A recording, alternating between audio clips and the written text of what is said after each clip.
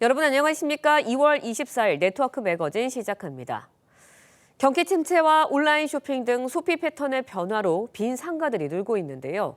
영세 자영업자들의 상가 임대료를 지원해주기 위해 지자체들이 나서고 있습니다. 김동영 기자의 보도입니다. 울산 구도심의 성남동 거리. 임대 현수막을 내건 상점들이 곳곳에 보입니다. 빛바랜 고지서가 수북히 쌓인 빈 점포도 여럿입니다. 주요 거리 인근이지만 이처럼 1층 점포 5곳이 연달아 비어있는 곳도 있습니다. 오랜 기간 장사를 해온 상인도 점포를 내놓고 있습니다. 낮은 임대료 쪽으로 다 이전을 하는 상황이고 아마 2년 안에 더 빠질 것 같아요. 여기. 울산 구도심의 집합상가와 중대형 상가 공실률은 26%로 전국 평균의 2배가 넘습니다. 지자체는 임대료 지원책을 꺼내들었습니다. 성남동 빈점포에 창업을 하면 임대료의 80%까지 월 최대 50만 원을 지원합니다. 청년이나 다른 지역의 소상공인이 신청할 경우 심사 때 가점을 부여합니다. 빈점포가 늘어나면서 성남동 상권이 침체되는 악순환을 막기 위해서입니다. 특히 높은 임대료는 소상공인에게 큰 부담으로 작용합니다.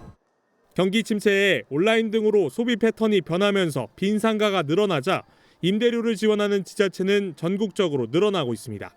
공실 비율이 어느 정도를 넘어서게 되면 일반적인 우리가 뭐 축제라든지 아니면 행사를 갖다가 도입한다든지 하는 방법으로 살리기가 쉽지 않을 수가 있거든요. 전문가들은 새로운 랜드마크를 조성하고 각종 이벤트 등을 병행해야 상권을 살릴 수 있다고 조언합니다. TV조선 김동영입니다. 네, 대통령 별장이었던 청남대는 상수원 보호구역에 자리 잡고 있습니다. 지난 2003년 민간에 개방된 이후 관람객이 늘었지만 음식점 등 편의시설을 설치할 수 없었는데요. 관련 규칙이 개정되면서 처음으로 카페가 들어섰습니다. 김다로 기자의 보도입니다. 관광객들이 커피를 마시며 이야기를 나눕니다. 전국 어디서나 흔히 볼 수 있는 모습이지만 청남대에 이 카페가 들어서기까지는 22년이나 걸렸습니다. 상수원 보호구역에 위치해 있는 공공시설의 경우 휴게 음식점으로 용도를 변경할 수 없었기 때문입니다. 하지만 지난해 8월 관련 규칙이 개정되며 카페가 생겼습니다. 이제 그 전에는 없어서 조금 불편했던 점들이 이런 것들이 이제 보완이 되면서 조금 더 자주 찾게 될 것 같아요. 충청북도는 상수원 오염을 막기 위해 별도의 오수 처리 시설을 마련했습니다. 커피숍에서 나오는 오수만을 따로 또 처리하는 오수 처리 시설을 별도로 추가 설치를 환경 오염에 대한 우려는 걱정하지 않으셔도 됩니다. 충북도는 지역 농특산물을 활용한 메뉴도 개발해 판매할 계획입니다. 지난 2003년 민간에 개방된 청남대는 최근 누적 관광객 1,500만 명을 돌파했습니다. 이 청남대는 지금의 규모가 아니라 도민 전체 또 우리 국민이 좋아하는 그리고 세계적인 관광 명소로 새롭게 태어날 수 있다 이렇게 생각합니다. 청남대에는 주차장에서 전망대를 잇는 모노레일도 올해 말 개통될 예정입니다. TV조선 김다로입니다. 네, 동해안에서는 몸무게가 50kg까지 자라는 대문어를 볼 수 있는데요. 고소득 어종이지만 어족 자원 고갈로 어획량은 해마다 줄어들고 있습니다. 이에 국립수산과학원이 인공종자 사육에 나섰는데 1년 넘게 키우는 데 성공했습니다. 이승훈 기자의 보도입니다. 반투명으로 갈색빛이 도는 문어가 바닥을 기어다닙니다. 또 다른 문어는 다리를 쭉 펴며 헤엄도 칩니다. 국립수산과학원이 인공종자를 부화시켜 1년 넘게 키운 동해안 대문어입니다. 부화 당시 몸 길이 1cm에 체중은 0.04g에 불과했지만 1년 만에 몸 길이는 8배 넘게 자랐고 체중은 110배 이상 늘었습니다. 일본하고 미국에서 1년 이상 키운 경우가 있는데 그때는 한 마리밖에 없었고요. 저희가 이번엔 18마리가 1년 이상 키운 상태여가지고. 대문어는 서로 잡아먹는 습성 때문에 지난 10년간 양식 연구에서는 100일도 안 돼 죽는 경우가 대다수였습니다. 하지만 생애 주기에 맞는 먹이군을 찾아냄으로써 생존 기간을 1년까지 늘리는 데 성공했습니다. 전주기 양식으로 이어지기 위해서는 생존율 향상과 최적 사육 조건을 구명하는 연구 그리고 이에 맞는 사육 시스템을 개발하는 과정이 필요하다고 생각합니다. 동해안 대문어는 킬로그램당 5만 원이 넘는 고소득 어종입니다. 2000년대 초반까지만 해도 5,000톤씩 잡히던 어획량이 최근엔 1,300여 톤으로 급감했습니다. 대문어 양식 기술이 개발되면 어족 자원 회복이 가능해 동해안 어민들의 소득 증대가 기대됩니다. TV조선 이소은입니다. 네, 부산시가 민원인의 폭행이나 폭언 등에 대응하기 위해 안전보안관 배치에 나섰는데요. 퇴직 경찰관이나 교도관 등을 채용하면서 노인 일자리 창출에도 효과가 있다고 합니다. 하동원 기자의 보도입니다. 한 남성이 펄쩍 뛰며 난동을 부리고 결국 경찰관이 쏜 테이저건에 맞고 쓰러집니다. 50대 민원인이 부산의 한 구청 민원실에서 흉기 난동을 벌이는 모습입니다. 부산시는 민원인 폭행과 폭언 등 난동이 잇따르자 지난해부터 행정복지센터에 안전보안관을 배치했습니다. 안전보안관은 만 60세 이상으로 대부분 경찰이나 군인 등 과거 보안과 관련된 일을 하다 퇴직한 노인들입니다. 평소엔 민원 업무를 돕다가 자녀 교통비 때문에 신청서 작성하거나 저 이번에 가고 한 번입니다. 민원인 난동이 발생하면 오랜 경험을 바탕으로 해결합니다. 소리도 지르고 고함도 지르고 이러니까 밖에 나가가지고 이제 조용히 이야기하면은 다 이해를 하고 돌아갑니다. 안전보안관은 11개 구와 군지역 107개 행정복지센터에서 261명이 근무하고 있습니다. 이런 또 일자리를 구해서 또 우리 그 동 주민들한테 또 이런 그 민원 상담도 좀 해드리고 상당히 그 보람을 좀 느끼고 있습니다. 행정복지센터 직원들도 안심하고 일할 수 있습니다. 또 악성민원으로부터 우리 직원이 안전하게 일할 수 있기 때문에 그 행정 서비스가 더 높아진다고 볼 수 있겠습니다. 부산시는 안전보안관을 전체 16개 구와 군 행정복지센터에 확대 배치할 계획입니다. TV조선 하동훈입니다. 네, 전남 완도군이 방문객 1,000만 명을 목표로 올해를 완도 방문의 해로 정했습니다. 다양한 관광 정책도 펼친다고 하는데요. 박건우 기자가 취재했습니다. 명사심리 해변의 문을 연 완도 해양치유센터입니다. 다시마와 미역 톳을 활용한 거품과 머드 테라피가 호응을 얻고 있습니다. 풍성한 거품이 너무 좋았고요. 머드 체험은 바르고 한 10분 정도 있으니까 마르면서 마지막 샤워하는데 매끈매끈하니. 개관한 지 1년이 지난 이곳 완도해양치유센터에는 지금까지 방문객 6만 2천여 명이 다녀갔습니다.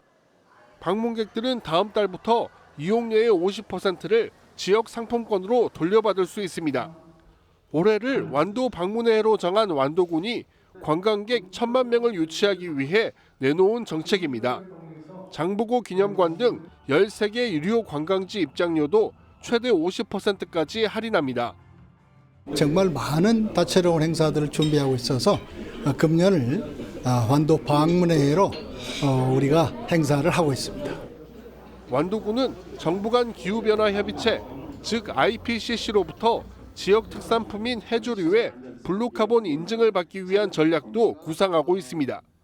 또 250억 원을 투입해 해조류 활성 소재를 개발하고 생산하는 시설도 건립할 예정입니다. TV조선 박건우입니다. 네트워크 초대석 순서입니다.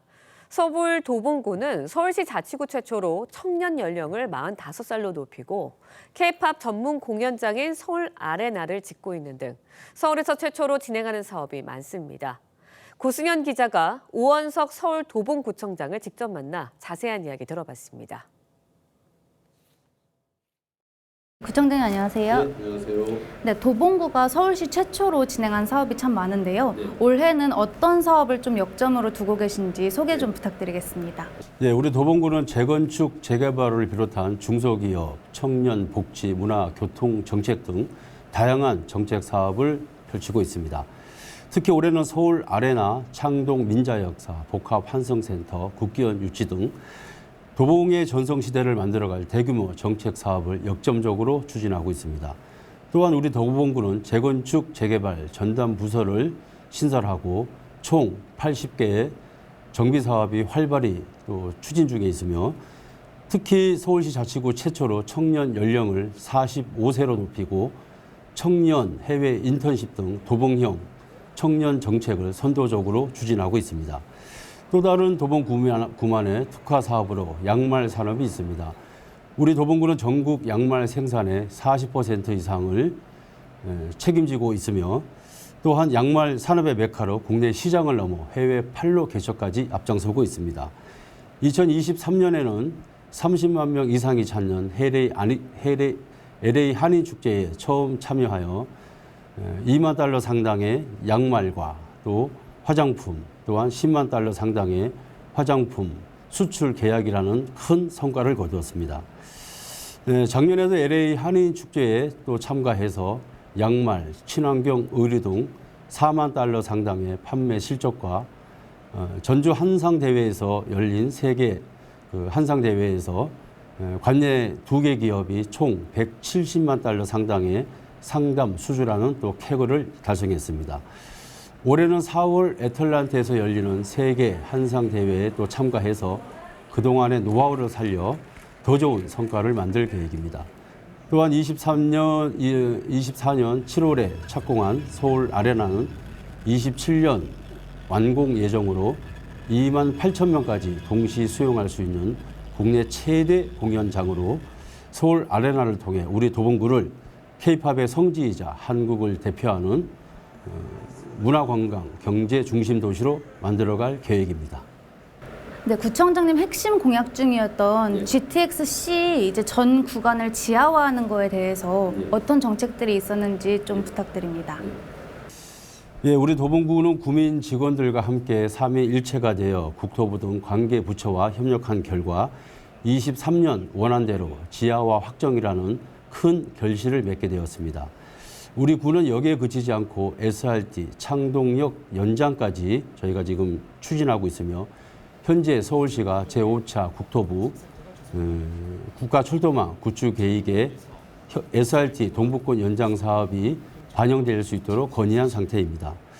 또 다른 우리 구민의 오랜 수건 사업으로 우이방학 경전철 연장 사업이 있습니다. 15년 넘게 난항을 겪어왔으나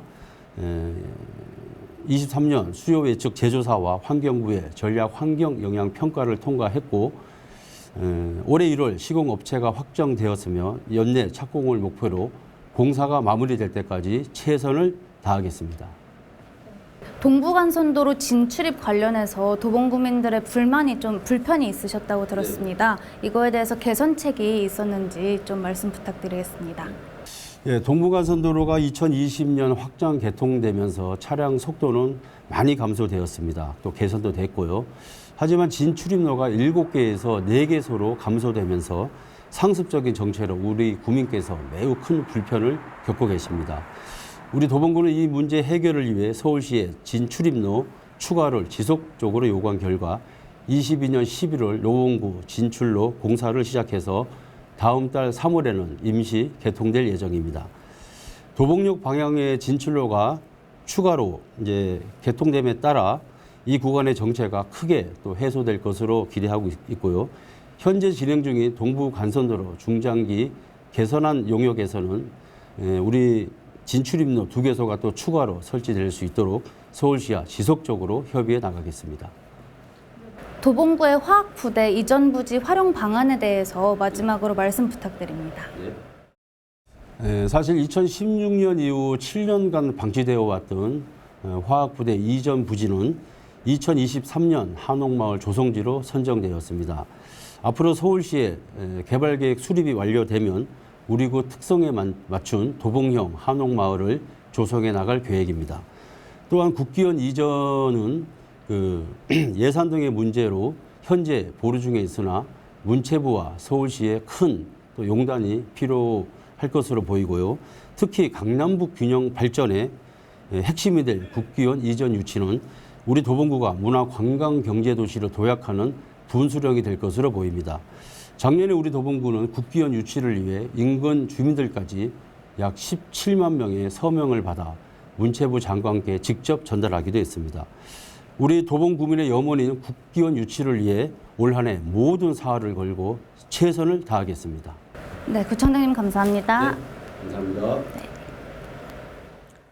네, 서울 성동구 성수동의 옛 3표 레미콘 공장 부지에 77층 랜드마크 단지가 들어섭니다. 서울시는 삼표 산업 등과 복합개발 사업을 추진하기로 하고 이르면 내년부터 공사에 들어가 2032년 77층 규모의 복합단지를 완공할 계획이라고 밝혔습니다. 스타트업 중심지가 될 77층 복합단지는 롯데 월드타워, 부산 해운대 LCT, 두산 위브더 제니스에 이어 국내에서 4번째로 높습니다.